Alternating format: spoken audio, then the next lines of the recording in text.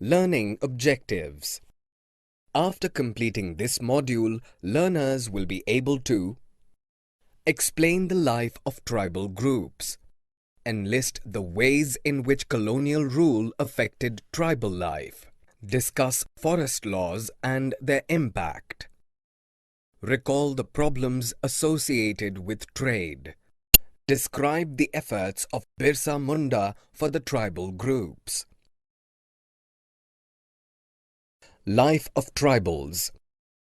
In mid-1870s, Birsa was born in a family of Mundas, a tribal group that lived in Chota Nagpur. The tribes had customs and rituals that were very different from the customs and rituals of the Brahmins. How did tribal groups live? Tribal people were involved in a variety of activities in different parts of India by the 19th century. Some were jhum cultivators. Jhum cultivation or shifting cultivation was done on small area of land in forests. The cultivators cut the treetops, allowing the sunlight to reach ground. The vegetation was burnt on the land for cultivation. Once the crop was ready and harvested, the cultivators shifted to another field and left the field uncultivated for several years. Some were hunters and gatherers. Hunting animals and gathering forest produce was the main livelihood for some tribal groups. The Konds were hunters and gatherers living in the forests of Orissa. They used many forest shrubs and herbs for medicinal purpose and sold forest produce in the local markets. Baigas of central India regarded themselves as the people of forest and were unwilling to work as labor for others. Tribal groups required to buy and sell goods that were not produced within the locality. This led to their dependence on traders and money lenders. Some herded animals. Many tribal groups lived by herding and rearing animals and gathering forest produce. Tribal groups who moved with their herds of cattle or sheep according to the seasons were called pastoralists.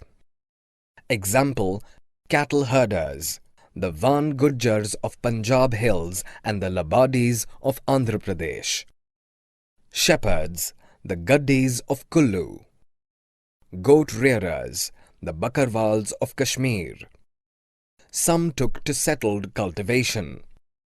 Many tribal groups had begun to settle down instead of moving from one place to another. They began to use the plough and got rights over the land they lived on. Tribal groups like the Gonds and Santhals were more civilized than the hunter-gatherers or shifting cultivators, according to the British officials. Effect of colonial rule on tribals. What happened to tribal chiefs? Before the arrival of the British, tribal chiefs enjoyed economic power and had the right to administer and control their territories. Under British rule, the power and functioning of the tribal chiefs changed, as they were allowed to keep their land titles but were forced to follow laws made by British officials in India. What happened to the shifting cultivators? The British were uncomfortable with the shifting cultivators. The British wanted to regularize revenue source for the state, so land settlements were introduced by British. The British effort to settle jhum cultivators was not successful. After facing widespread protests, the British allowed jhum cultivators the right to carry on shifting cultivation in some parts of the forest. Forest laws and their impact. The life of tribal groups was directly connected to the forest. The forests were declared as state property by the British. Reserved forests were for producing timber which the British wanted. In reserved forests, people were not allowed to move freely or practice jhum cultivation. Many tribal groups reacted against the colonial forest laws and rose in an open rebellion. Problems with trade. The problem with trade. During the 19th century, tribal groups found the traders and money lenders were coming into forests and offering cash loans to the tribal people and asking them to work for wages. Indian silk was in demand because of its fine quality in European markets during the 18th century. The Santals of Hazirbagh reared cocoons. The traders dealing in silk sent their agents to give loans to the tribal people and collect the cocoons in return. The cocoons were exported to Burdwan or Gaya, where they were sold at 5 times the purchasing price. The search for work. The condition of the tribal groups who had to go far away from their homes in search of work was worse. The tribal groups were recruited in large numbers to work for tea plantations and coal mines through contractors at low wages, and also prevented them from returning home. In 1920, tribal in the mines of Bihar were made to work deep down in the dark, dangerous and suffocating mines.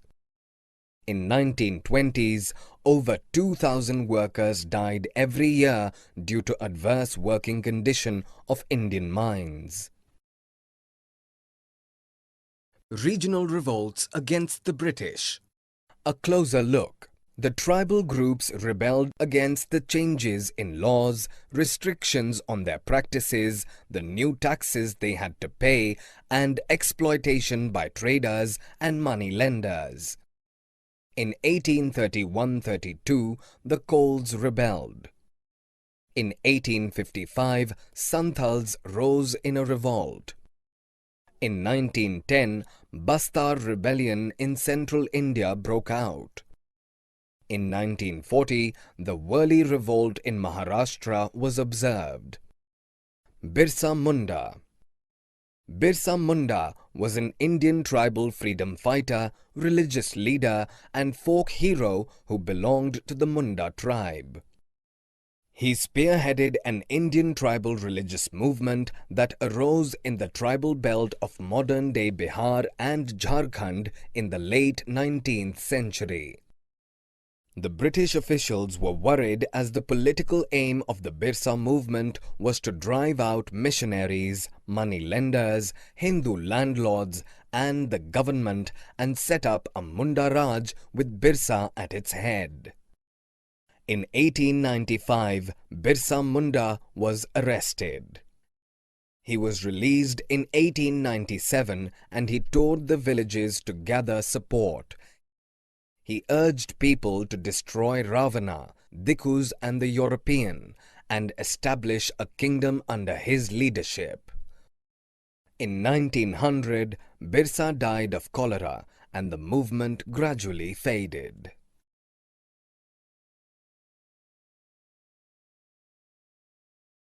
Summary. Let us summarize what we have learned. By the 19th century, tribal people in different parts of India were involved in a variety of activities. Under the British rule, the functions and powers of the tribal chiefs changed, as they were allowed to keep their land titles but were forced to follow laws made by British officials in India. The British wanted to regular revenue source for the state and introduced land settlements. During the 19th century, tribal groups found the traders and money lenders were coming into forests and offering cash loans to the tribal people and asking them to work for wages. The tribals were recruited in large numbers to work for tea plantations and coal mines through contractor at low wages and prevented them from returning home. The British officials